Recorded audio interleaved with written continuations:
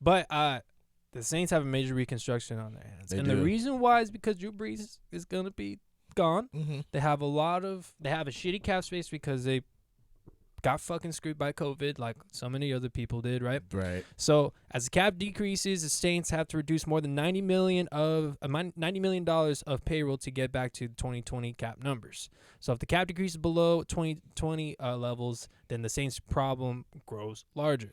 So Oh, damn. yeah, so it's not even something that actually has happened or is finalized yet. So they don't even know what kind of mess they're in until like it actually is set.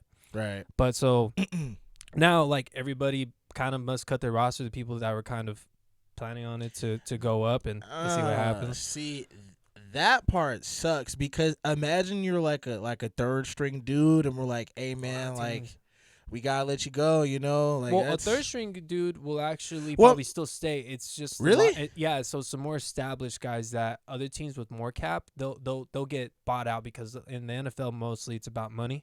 So wherever they get the cash is where they're gonna go. But like what I'm trying, so like basically though that third string guy is gonna get more of time of getting of like showing out because they're gonna get paid like the least amount of money. Because for the Saints at least, they're gonna keep Cameron Jordan, they're gonna keep Marshawn Lattimore, and that's it on their my God, defense. they have to. And on They their have offensive to. side, they're gonna keep Alvin Kamara, they're gonna keep Michael Thomas, They better. and then they're gonna keep. They're gonna keep their they're gonna invest everything in their defensive line and their offensive line, Mm-hmm. and How you feel just about keep going Taysom Hill? because, yeah, okay, that's where the next thing is going. So How you feel about Taysom Hill? you always want to develop your quarterback, right? What do you? So they have two choices as of right now: Taysom Hill and Jameis Winston. And Jameis Winston is going to become a free agent, right? But also Jameis Winston didn't start over Taysom Hill, and like he also didn't start over Drew Brees, and Drew Brees threw 3 picks. Right. So with Taysom Hill in the next coming weeks, we're gonna figure out if they actually want to keep him, and they might want to extend his deal so that they can use the cap of what he actually has next year and spread that through the next coming years instead of having it just all right now so that the cap is less, right? Okay. So that's what they can do with Taysom Hill. But for me, like we said earlier in the year, Taysom Hill ain't shit. He provides a different dimension, like, but once you actually get that like tape on him, it's not going to be there and that's just my opinion. I don't believe that Taysom Hill is going to be that great. He didn't really throw a good ball for me as well, so that's just my thing with it. When you're looking at these Saints though, it's just going to be really tough, and you're going to see what's going to happen with the quarterback in the coming weeks here. Okay. And I think that actually strengthens Gifton's prediction. I think it was actually last show about Deshaun Watson going to the Saints. Sir. Could you imagine trading your future for Deshaun Watson? Yes. And having, again, Michael Thomas and Alvin Kamara at Deshaun Watson's like hands, and then you also have that those two key players on defense. Yes. Everything. Move heaven, earth, hell, the strip clubs, and the chicken wings. Move them all to get Deshaun Watson. Man.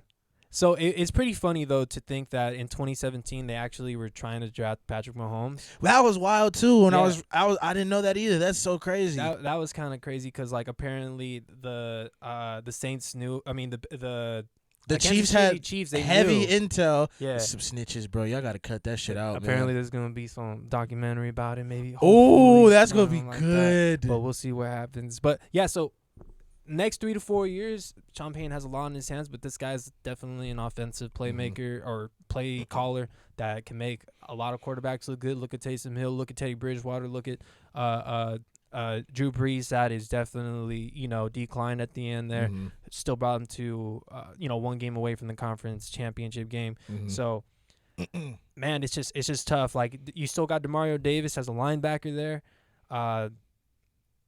It's just, I think that they're going to invest in the line because he's part of the Bill Parcells type of tree where it's like you got to beat the game in the trenches, and then you have a couple skill players and really go at it. But everybody else is just like your system and your play calling. You know what I mean? And the coaching side.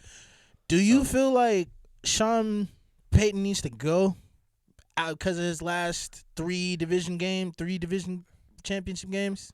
Well, because in all honesty, it's been 3 games and the same thing. We've had the same result over and over and over. We can't get out of the divisional round. my thing is, let's look at the last 3 postseasons and let's answer this real quick. Okay. If you look at the last 3 postseasons, Drew Brees has underperformed in each one of those games, and it's never been the defense's fault. Whereas it always was that this defense can't perform for Drew Brees. This defense can't perform for Drew Brees, especially in the regular season, because Drew Brees was putting up like 30-plus points all the time. Mm-hmm. And then nowadays, especially in the last 3 years, when people have tape and they say, oh, this is just dink and dunk Drew Brees, you see what happens when an actual team that plays actual defense and has good coaching can do to Drew Brees. Mm-hmm. So, I don't know. Sean Payton, I feel like, can make a lot of people look better than they actually are. So that's why I keep him. And he also won me a Super Bowl already.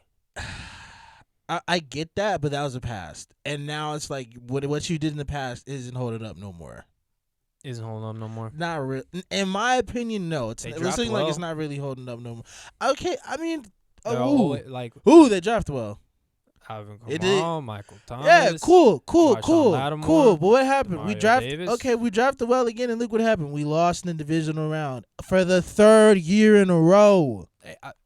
At least they're there, but they also get into. I mean, they always come out with the best roster. It feels like, because they have a really good roster and it's always interchangeable. But I mean, I get it. I understand where you're coming from, but there's also other great teams out there. So what are you going to be happy for? Like, here's the thing. You can go and flip the coin on another coach, or you can just bet on your Super Bowl winning coach that you have already and already has something established. And most likely wants to prove himself and can do a lot with very little. So he has his cornerstones and he knows what he likes, and Sean Payton has always been a guy that can take a team to at least the playoffs and show some contention. Yeah. And, again, if they're building really good, it's not just him. It's a GM, Mickey Harris, too. So, or Mickey Loomis, excuse me. So, we'll see what happens. They're good at drafting, and they're going to have to find some people in this upcoming year, especially with the cap and everything. COVID fucking sucks.